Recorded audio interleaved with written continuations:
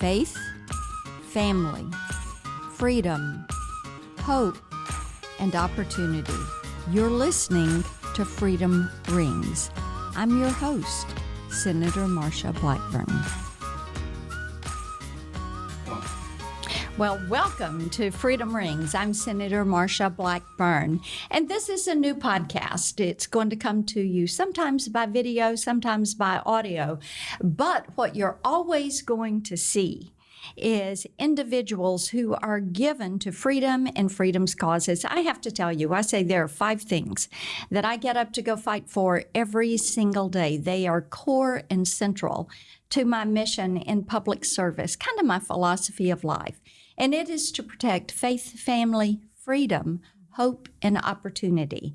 And I fully believe that when you leave solutions to freedom, free people, free markets, you're generally going to come up with something that is workable and good for all involved. So, as we embark on this podcast, what I'd like to do is introduce you to some of our greatest freedom fighters, the happy warriors in this fight to preserve freedom, because we know Ronald Reagan always reminded us freedom is always one generation away from extinction. And how do we keep it going from generation to generation? Since it's not a given, we don't pass it along in the bloodstream. We fight for it, defend it, protect it, and deliver it to our children and our grandchildren. Is something that is cherished because it was a worthy fight.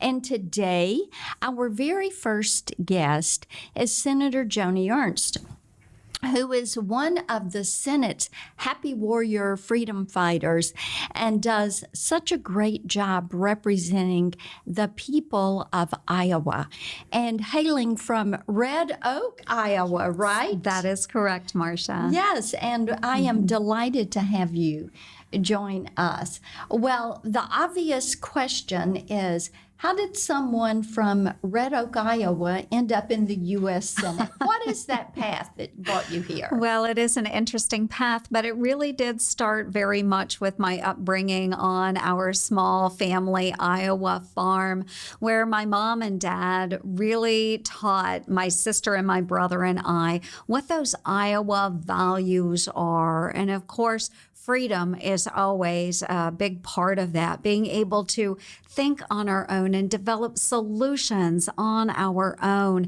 but then also hard work and understanding that you can't achieve great success without putting great effort into it as well. And so developing those value systems carried me on through school and college, but then also into the military and serving 23 years between the United States Army Reserves and the Iowa Army National Guard.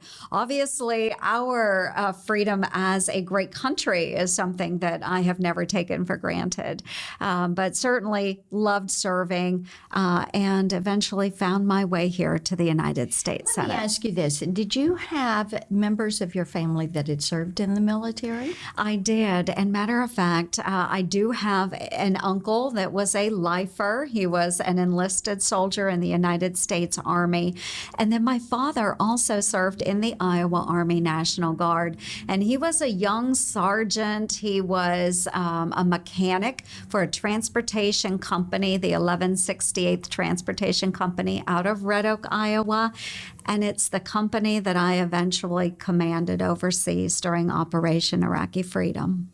So you had the opportunity to command the unit in which he served. Absolutely. And there was still one soldier remaining in that company that had enlisted during the same month that my father had enlisted so many years ago.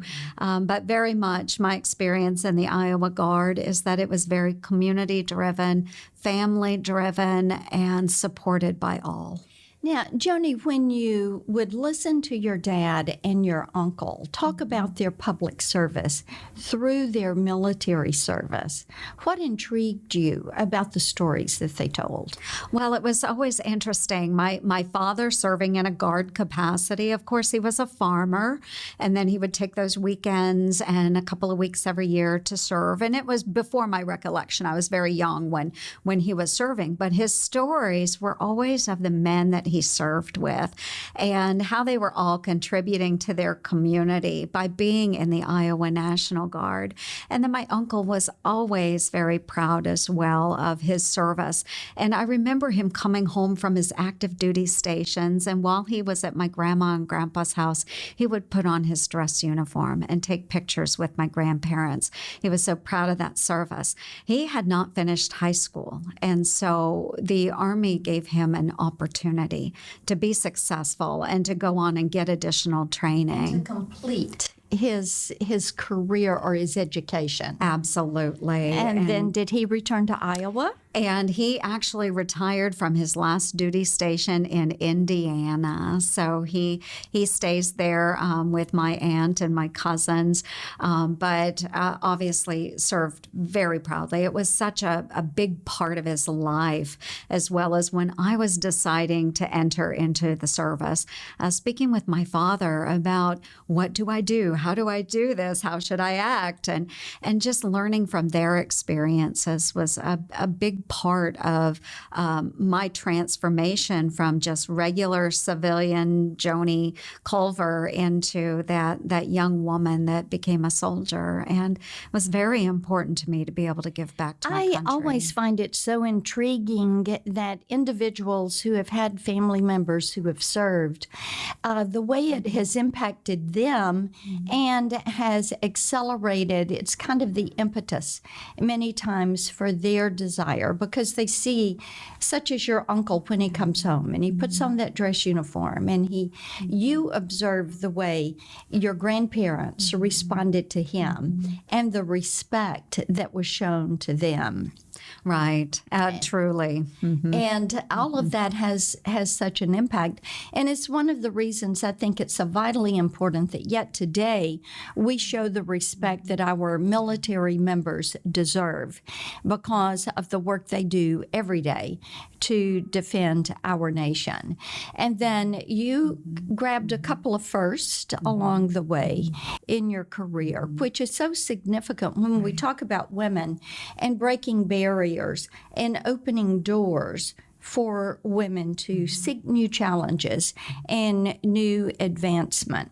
And you were the first combat veteran elected, female combat veteran elected to the U.S. Senate, and the first female from Iowa to be elected to federal office, correct? That is correct. Great. That is correct. And I think it is very important that we are able to show those next generation of women leaders that you can achieve. It doesn't matter that you come from a small family farm or you come from big business, anywhere in between, that there is opportunity that exists for strong female leaders, and especially from the state of Iowa, strong conservative female leaders. And when you talk about conservative, and insert that word in there, and you think about those values, sometimes I kind of chuckle when I see the way the mainstream media talks about conservative women. And of course, you've heard me say many times, D.C., the press up here looks at us as us conservatives as if we're fourth-class citizens, right, and as if we're all these undesirable things. So what led you on that path to looking at public service, looking at military service, and saying, you know, my value set really aligns more with conservatism? What was your driver there? Well, I think it was growing up on our family farm and obviously using these two hands to do the chores that needed to be done. What was your favorite chore? And Okay, I am known for one chore in particular that came around with the hogs. But certainly, I think working with those animals was always, fascinating to me. The animal husbandry and the circle of life in working with hogs and understanding this is a very important food source for us, and to be able to raise those animals and then have the hog buyer come out to the farm and sell off those that were ready for market. Just understanding how that works and how we go from the farrowing house on the farm all the way to kitchen tables all across the United States. So learning those values and the hard work and seeing success and achievement along the way, I think was really important to me and did develop my sense of being a conservative, because not always, it's not guaranteed that you will have success along the way. You will have some hiccups. You might have a significant loss, whether it is the loss of a crop or your livestock.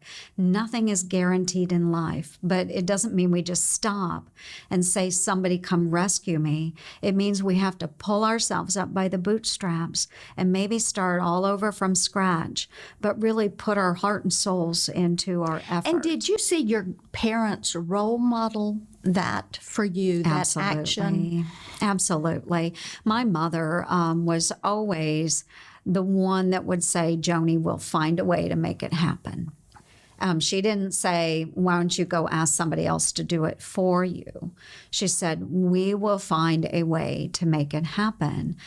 So looking outside of the box and not always doing everything the same way, but looking for solutions. And I think that's really important to understand that here in the United States, we as individual citizens have the opportunity to look at a problem or an issue and then find different solutions. Not every answer is the right answer or the one answer, but we have the opportunity to determine our destiny based on what are these different paths that work for us.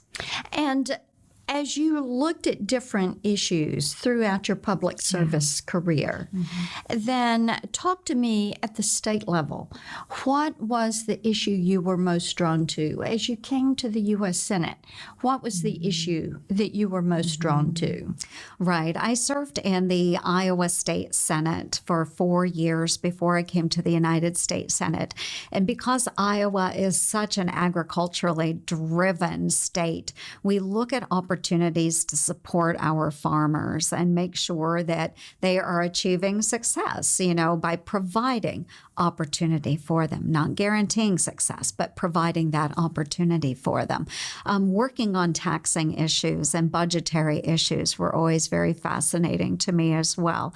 As Iowans, again, being very self-sufficient, and they are very conscious of the fact that their family has a budget, our government should have a budget that they adhere to as well, and making sure that we're not overtaxing our constituents. That was a big driver for me in the state Senate. When a number of my colleagues and I entered into the state Senate, Iowa had nearly $1 billion budget deficit, and we were able to turn that around in the matter of a few short years with Republican and conservative leadership. That was very important to me. So when I come to the United States Senate. So let me be sure I got this. You go to the state Senate, and your state has a $1 billion hole. That much of a deficit. Right. And Iowa, like most states, has a balanced budget requirement, I would assume.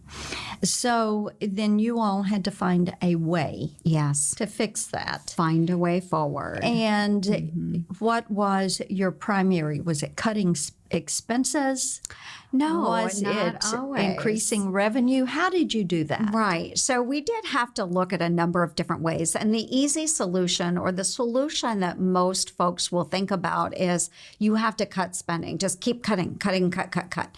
That is only one part of the solution. So not only are you looking at ways to eliminate waste within the state government, you're also looking at how do we really grow our economy in the state, which will then contribute to additional revenues. So you help to lead the state Senate to a new way of thinking. Yes. As how you approach it as a menu of options instead of just always say cut, cut, cut. Absolutely. And that's experience you brought to the U.S. Senate. Absolutely. And I know you played a part in working on the Tax Cuts and Jobs Act and bringing opportunity to more family farms. Yes, absolutely. So not only are we eliminating waste in the government, which is, cutting back on some of those areas where there is proven waste, but also loosening regulations where it makes sense and where it's not affecting public safety, but certainly loosening regulations, finding a new way forward, getting rid of outdated regulation to ease up on the economy so that our communities, our businesses are growing, they're hiring more workers, which produces additional income tax revenue. So there are new ways of growing the economy, loosening regulations, and providing greater opportunities. Absolutely. And since we're focusing on freedom, talk a little bit about what that means to you. And in terms of Libby, your daughter. Yes. And she's now serving in the military, following those family footsteps.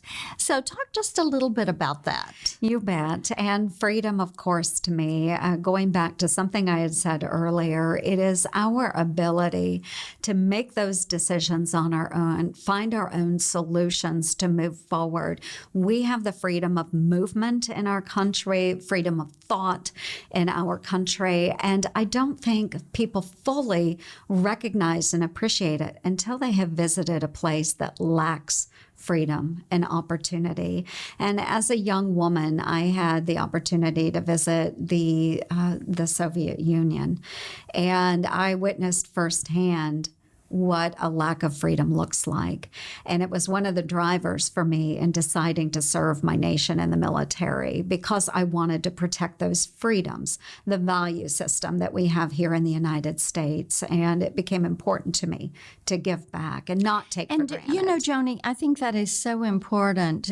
People many times don't realize what they have until they have lost it. Exactly. And we hear a good bit of that right now as people are practicing social distancing and staying at home. They're missing that ability to be out and see friends and move about and go to the grocery when they want, or go to the mall, or go to get a haircut, or so many things. So that freedom is precious.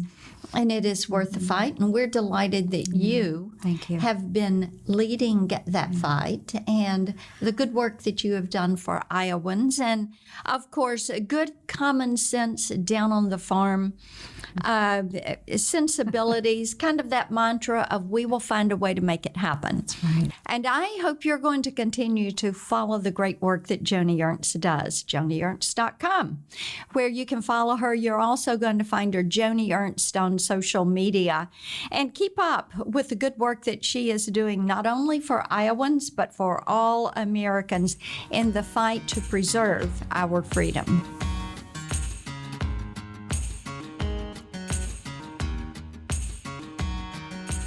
Thank you for listening to this episode of Freedom Rings. You can follow me on Twitter at Vote Marsha, Facebook at Marsha Blackburn for Senate, and on Instagram at Team Marsha. And you can always find us online at marshablackburn.com. The Freedom Rings podcast is edited and produced by Jared Cummings. Executive producers are Conservative Partnership Center and Marsha Blackburn. Together, we make Freedom Ring.